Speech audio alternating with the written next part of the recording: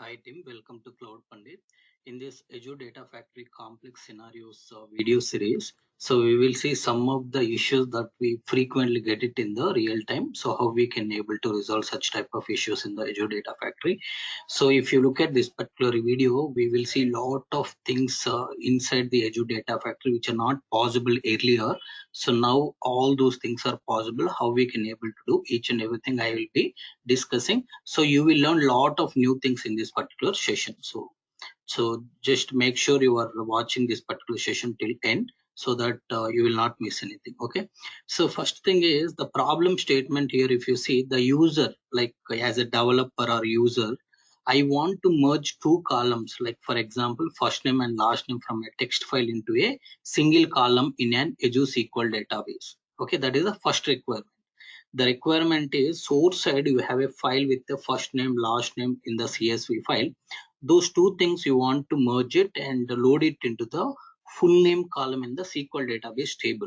Normally this is not possible just by using the copy activity directly, right? So we have the some kind of a new feature which is available to do this. I'll just explain to you how you can able to achieve this. Okay, additionally, so we want to transform the gender column from the full word like male or female to a one letter representation. For example, so I have a CSV file. Within the same CSV file, I have first name, last name, gender, location, right? So a lot of other details I can have. So the first requirement, as we discussed, we need to merge first name and last name and load it into the single column in the Azure SQL database. The second requirement is I want to take a gender column. So from the gender column, male or female, right? So this particular male or female, I want to load it into the SQL database as a, if it is a male means M, if it is a female means F. These all transformations also, I want to just do it using a single copy activity. I am not using any data flows. I am not using anything else. I am just using a single copy activity to achieve this. Once we have done this using the single copy activity, the next thing that I want to do is whatever records I have read, whatever records I have copied into the target, everything, all the details, I want to take it from the copy activity, return to the my master pipeline. Because whatever pipeline this copy activity is used, this is within the child pipeline. So child pipeline, what it does, it to do the copy activity to copy the all the required details, whatever we discussed, first name, last name, merge it and load it into the full name column. Gender, wherever we have a male, load it as a M, wherever we have a female, load it as a F. So we can load it into the SQL database. Once we load it into the SQL database, we want to track the number of records read, written, from which data factory, which pipeline, what is the run ID, all these details we want to return to the master pipeline, so that master pipeline will collect all these things, and it basically what it does is it will log it into the log table. So how we can able to do, we will see completely practicals. So before we go and do the practicals now, so the next step, what we need to do, first thing is before we do the further step, we need to mark this particular pipeline as a PL underscore child. Okay, child pipeline. Within this particular copy activity, we have done multiple things, right? If you see the copy activity output, it will tell you rows read, rows copied, okay, copy duration. So multiple things are there, but for simplicity, I'm taking very few details from this particular copy data activity. So to take all those things and to return to the main pipeline, so this particular child pipeline will be called from the main pipeline. So when main pipeline called the child pipeline should return all the statistics of this copy activity. To do that, I am using this set variable activity here. Okay, here what you need to do is you need to go to the settings. In the settings, you need to say a return this particular values to the main pipeline, who, like whatever master pipelines or main pipelines call me.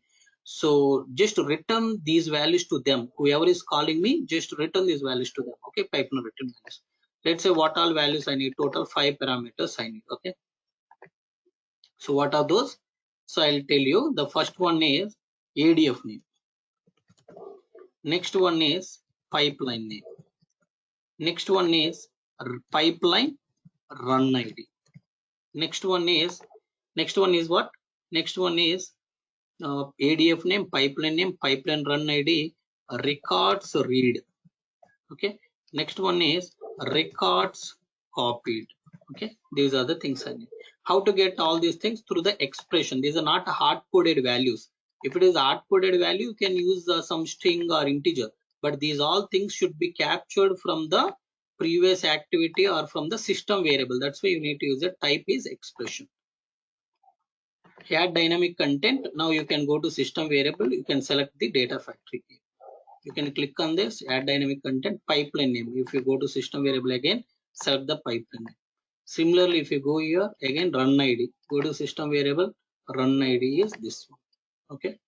Similarly, if you go to records read, records copied, if you want, you can see copy activity output. It says, right, output dot rows read, rows copied. Okay, so that is what I need to put here. For that, you come here, select here, copy activity dot output dot rows read. Okay, to know the number of records reading from the source. Here, copy activity dot output dot rows copied you can put in order to understand the number of records written to the target. So these all values we are returning to the master pipeline. Let's say I'll be creating a new pipeline. So new pipeline, this pipeline called TL underscore master. Okay, this pipeline master, what it does, it calls the child pipeline. See, you no need to use execute pipeline activity and selecting. Very easy way is you drag this particular pipeline, automatically it will do all the necessary things. Automatically it will add the execute pipeline activity, it will select this particular child pipeline. Now this particular activity is getting some output. See, normal Python functions, if you know any language functions, what it does, functions will return some return value. Similarly, this child pipeline is returning some value. Those returned values will be there within this particular execute pipeline activity. What I need to do, I need to take all those returned values and I need to put it in the log file. For that, I can simply use the script activity. Okay, so this particular scenario, this is the exactly what we can able to do. So there are other things also we can do. We can also do within that particular thing. But if you have multiple child pipelines, if you want to receive something dynamically, we can use this settings. You can use this particular linked service SQL database because our log table also available within this. Now we need to insert all these details into the log table. For that, you can say insert into pipeline underscore logs table. What all details we have in this table? We need to capture all the values, right? So we need to capture like what all things. So first thing is ADF name. Next thing is pipeline name, run ID, records read, records written, right? So all those things. So we will see what is the pipeline parameter names we have given. Okay, these names are very important. You can save all of them into the down here. So I request all of you to keep them here because it will be helpful for you to form these things, because these names we need in order to access these values into the script activity. Okay, now what you will do, go here, click on this particular script activity. You can say insert into pipeline underscore logs values. So what you can do, so values means first column in this particular pipeline log table is what. So if you know the order of the columns, you can just put directly values. If you don't know the order of the columns, you know, right? So you can just take the pipeline log table creation. So this is a pipeline log table creation. So in this you can see ADF name. Okay, what you can do, simply you can put them here and you can remove this varchar of 500. I'm telling you the easiest way.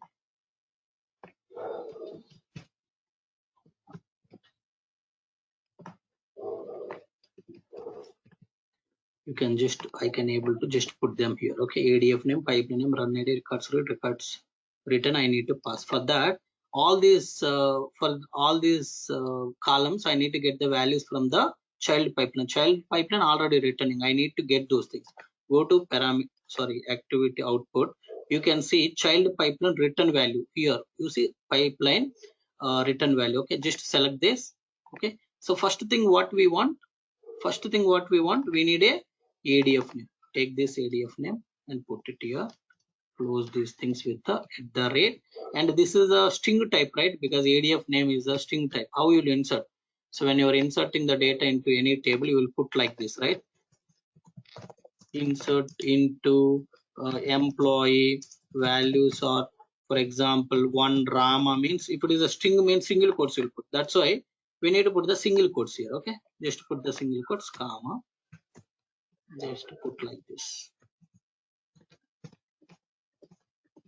So the second parameter should be just name should be changed. The return value is pipeline name we are returning. Just put it here, return value pipeline name. Okay, next.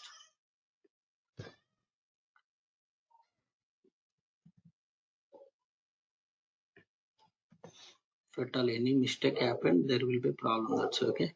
Pipeline run ID, you just put pipeline run ID. Records read, you just put records read. Records copied, just put records copied. That's all.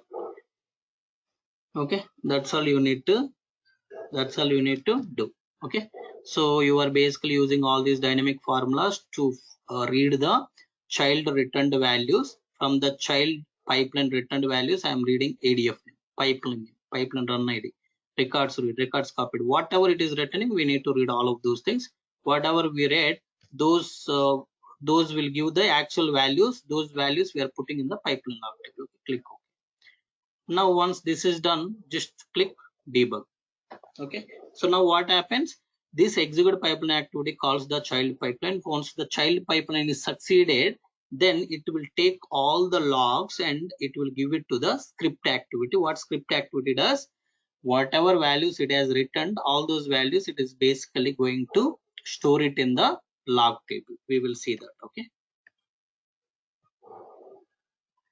so if you see the execute pipeline activity succeeded, but script activity got failed. We will see why script activity got failed. So incorrect syntax near close parenthesis. So we will see where exactly the problem. I'll see quickly. So insert into pipeline logs, ADF name, pipeline name. There is a gaps. Don't give any gaps. Okay. Records read, records written. Values are child output dot pipeline return value dot ADF name, comma. Okay, here it is output dot pipeline name. So at the end you don't require the comma. Okay, don't give the comma at the end. Okay, click OK. Now just to debug, there is an extra comma that we have kept in the insert statement. That's why it got failed. Okay, so this time you can see it is going to succeed. This time it is going to succeed.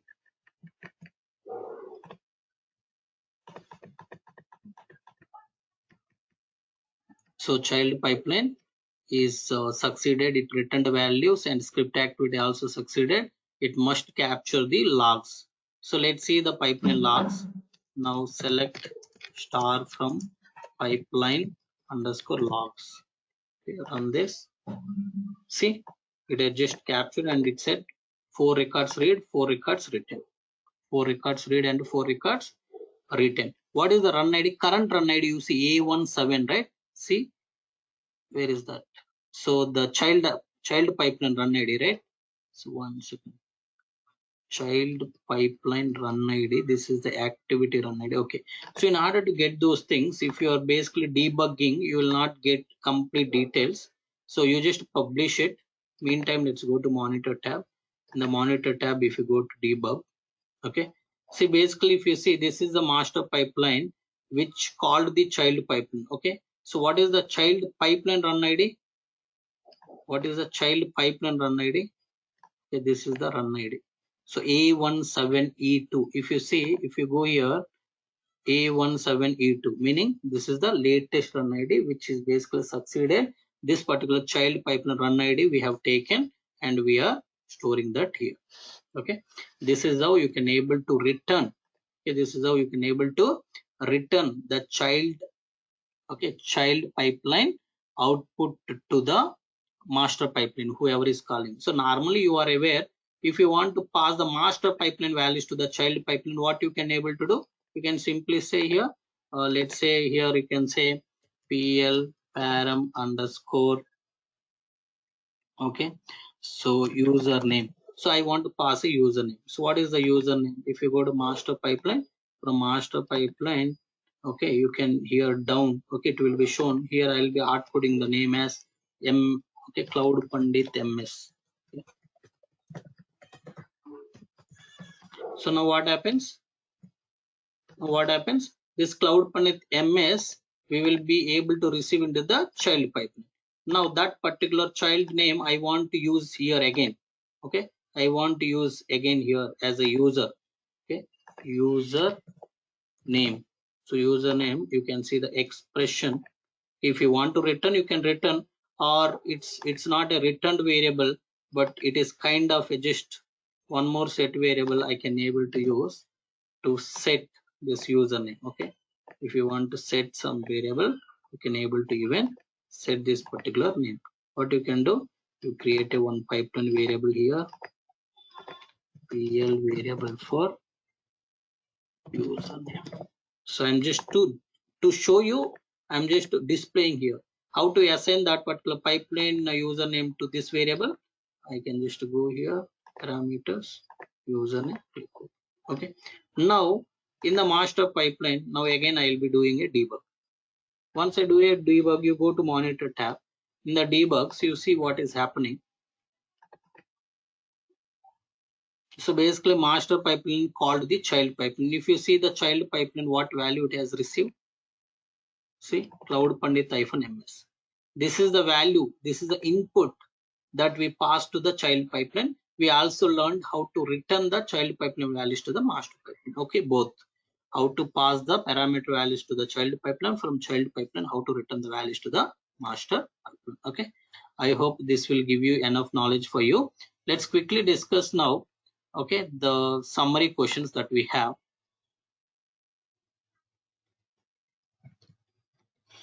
Okay, what is the main object of the user in this particular scenario? The main object of the user is merging columns from a text file in the Azure Data Factory. Yes, the answer B is correct. What does the user wants to achieve with the merge operations in the stored procedure? It is basically for the insert new records or update the existing ones based on a condition. That's why after multiple runs also, if you see the custom table still has the only, still has how many columns, sorry, how many records the custom table is having. Custom table still is having only 4 records, because if it is a new records it will insert, if it is a old records it will be updating. So the right answer is C, insert new records or update the existing ones based on a condition. Next, how is the user advised to handle column merging in Azure Data Factory? So utilize schema mapping in a copy activity. Yes, using the schema mapping in copy activity. So option B is correct.